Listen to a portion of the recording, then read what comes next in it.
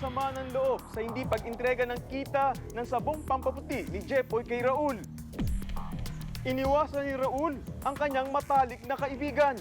Subalit isang plano ang nabuo sa isip ni Jepoy para makabawi kay Raul. Subalit hindi umubra ang plano ni Jepoy, kaya napikon ito at pinagbabaril si Raul.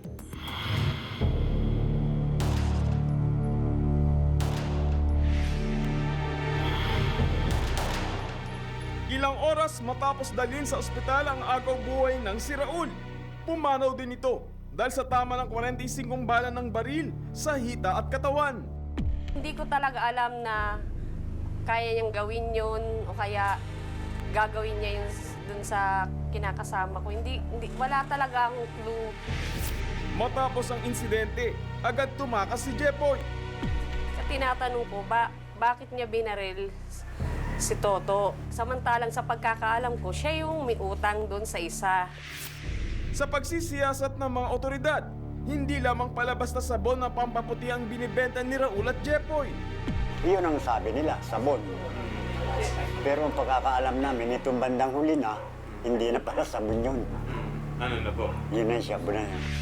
Sinasabing nagbibinta na ng sabon. Doon ko na yun na anuhan, isang beses nga. Naano sana nga dito eh, kaso hindi naman siya naaktuhan.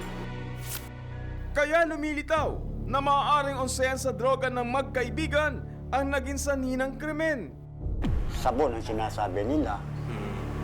Pero nitong bandang huli, na laman namin na bato na pala yun. Sa ngayon, patuloy na pinaghahanap ng otoridad si Jepoy na naharap sa kasong murder.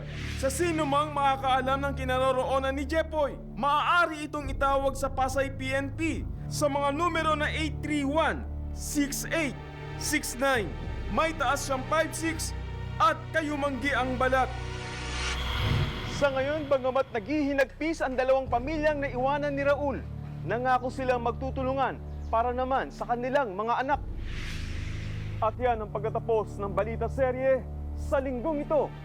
Ako po si Gary De Leon. Magandang tanghali.